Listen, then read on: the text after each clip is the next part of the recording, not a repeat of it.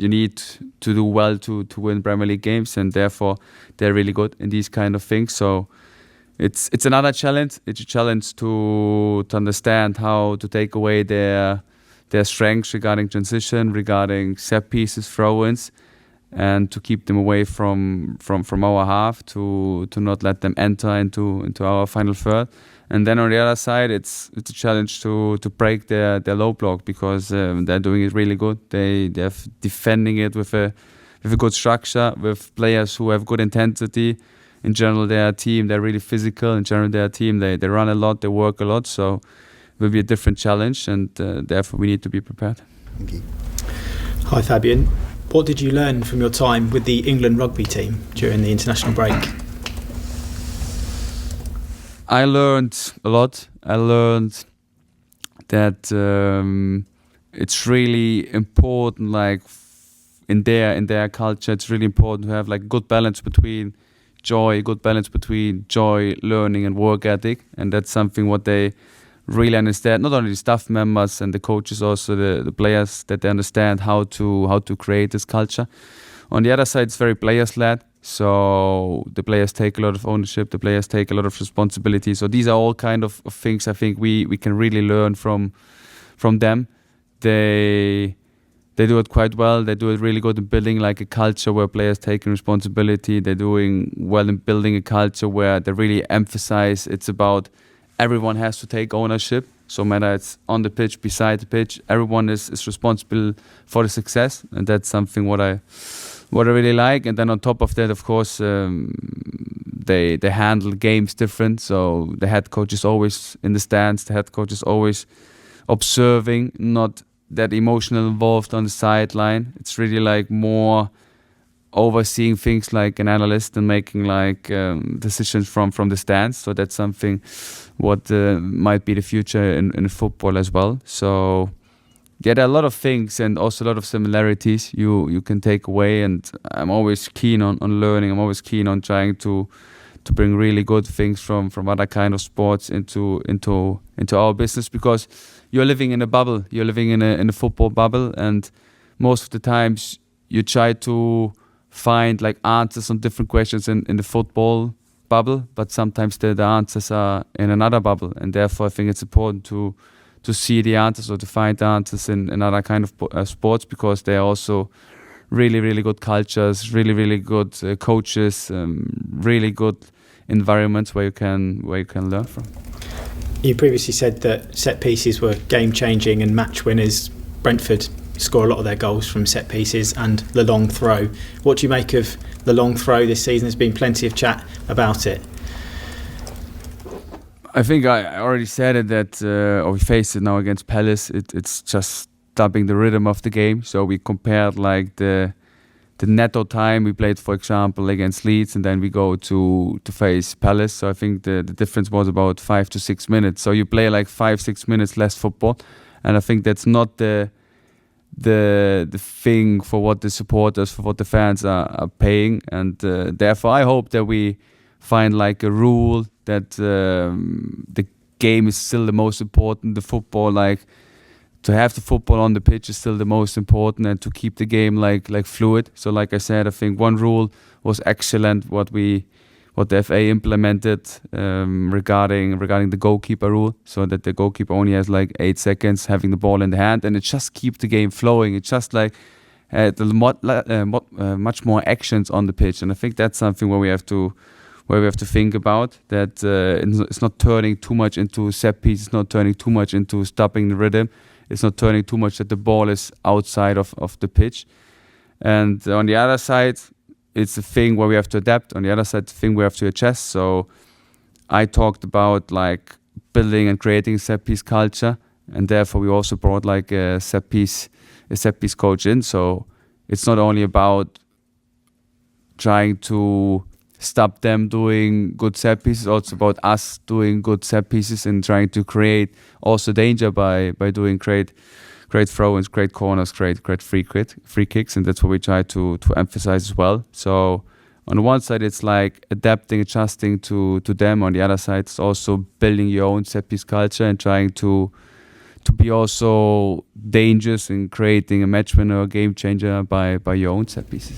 Brentford made their set piece coach their head coach. Have you been impressed with some of the results he's got for Brentford this season, Keith Andrews? Yeah, really impressed, and I know him a little bit, and he's a great person. He had a great start with Brentford. Like I said, he and them, they really understand how to win the games. They're really efficient in the way how they do it. So it's always difficult to play against Brentford. We experienced it the last season. So now it's really about us to make it better. It's really about us to learn from these things and try to step in tomorrow into the game, and from the first second try to do all the things we didn't do well in the last games against them, try to improve them and win the game. It'll also be Jorginho Ruter's 50th Premier League appearance if he's involved tomorrow. Have you been impressed with how he's developing under you? Yeah, so how he adapted to the Premier League was impressive. How he started was impressive. I think then he had this injury, what brought him a little bit out of his rhythm, what stopped his great performances. And now it's about us and about him to get him back to his best shape. I think he has everything. He has a very special profile. He is a very special player, but I think there's still a lot of potential in him. So now it's about him, about us to get this full potential out of him, to get him to get him as quick as possible into his best shape. And then I think he can be a key player for us. Fabian, as you head into your 50th game, the home form, unbeaten this season. You've only ever lost 3 Premier League games at the Amex. You said you wanted it to be a fortress. Where are you on that journey in terms of getting it to where you want it to be in terms of playing at the Amex?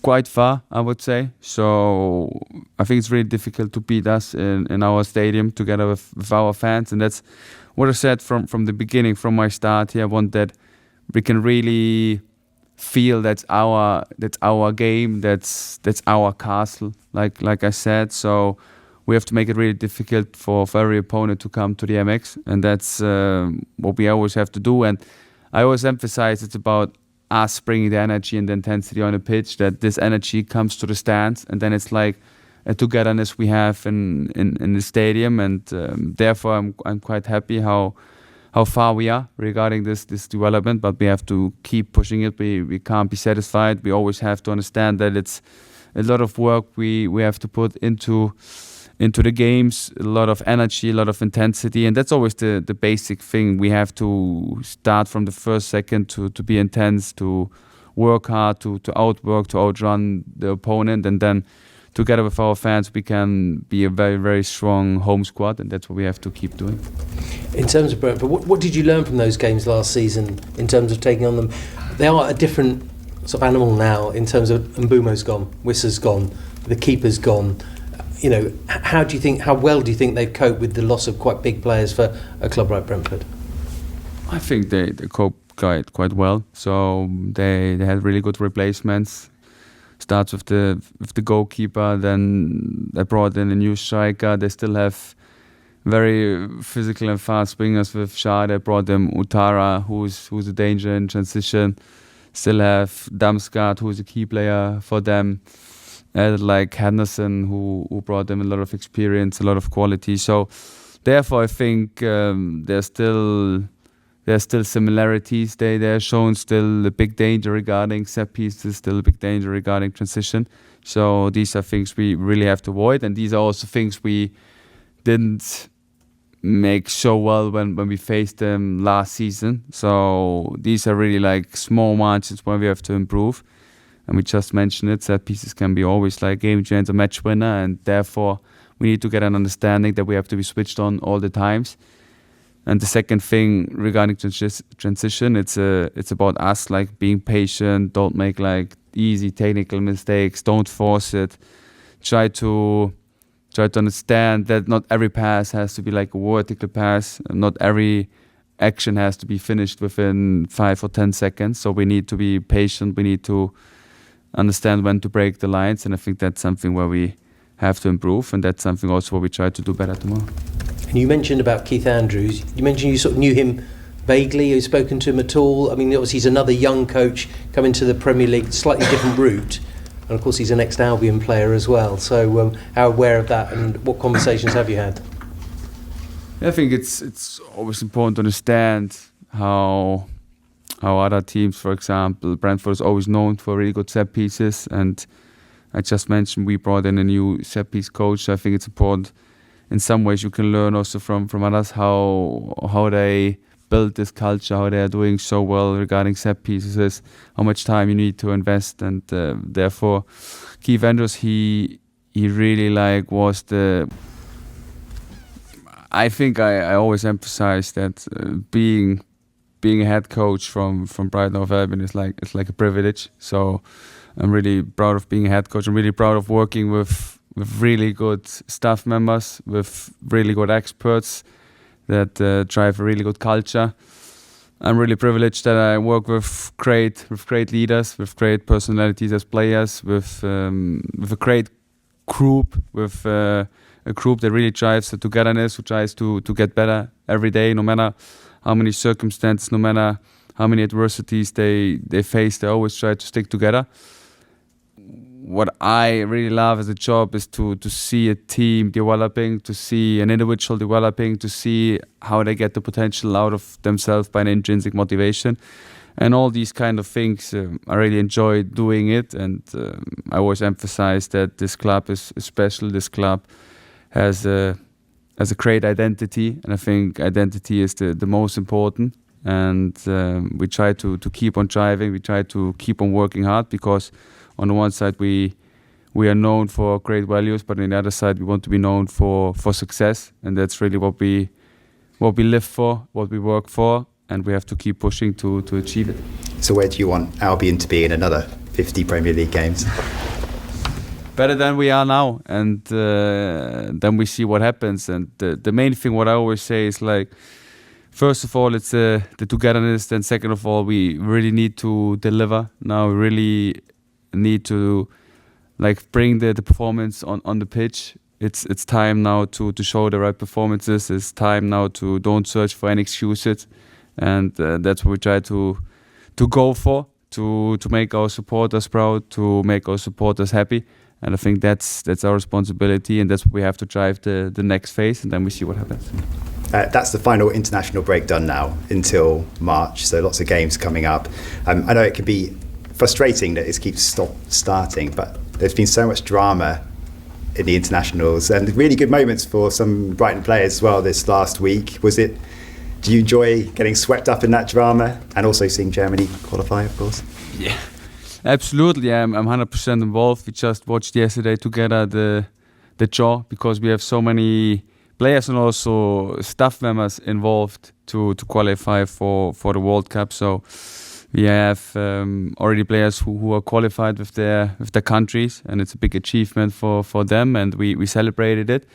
And then on the other side, we have already we still have players and also staff members with Crofty for Wales, with Yassin for Sweden, with Coppola for Italy, with 30 for Turkey, who are still involved in trying to qualify and trying to fight to get to the World Cup. And for sure we are really involved, so we all watched it together, and it was very exciting to watch the draw. And now we hope the best for our Crofty and for our players, that they can reach and qualify for the World Cup, because it's just something special. Yeah, I know you didn't go into specifics of it last time, but after the last international break, you talked about how maybe you weren't happy with how some nations have looked after your players. Has it been better this time round? Definitely, yeah. It was better. Okay, good. So let's check on the fitness of some players. Quite a few to go through, if that's okay. So Yassin Ayari, the first. Did he pick up an injury for Sweden? Is he okay? I know he was named on the bench for the second match, but didn't. He's fine. So he's available. Okay, great. And good to see some footage of Karim Matoma during the international break as well. Solly March, Jack Hinshelwood. How far away are they in terms of coming back? Are they available this weekend? Jack Hinshelwood is an option. He will be definitely on the bench. Solly March is getting really close, so I think it's only question of 2-3 weeks maybe to see him back. So this will be also so exciting for me, for us, for him to see him back in our group. I think it's a long time we've been away, and we're all looking forward to having him back. I can make it short. So Brian Gruder is also an option. I think that would be the next question, and then we still have like Adam Webster and James Milner who will be out for the next. I think so. James Milner for the next 2-3 weeks, and Adam long term.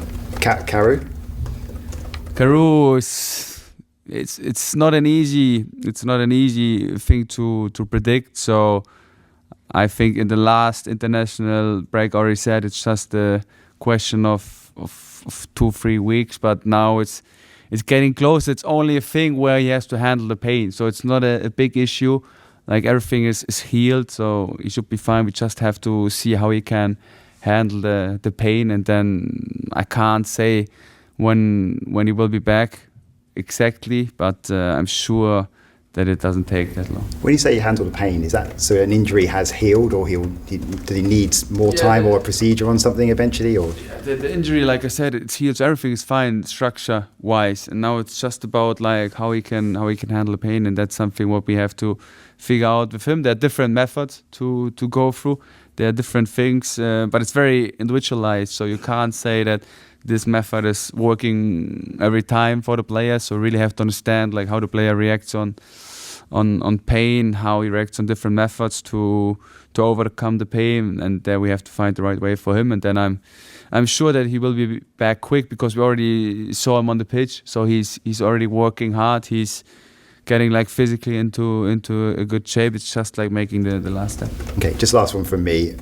Brentford are a very different side compared to when you played them in April, that 4-2 defeat. All those goal scorers for Brentford have gone. Head coach has changed. It's now Keith Andrews. How much have they changed in terms of their style since then? I think they're very effective in good in understanding how to win games. So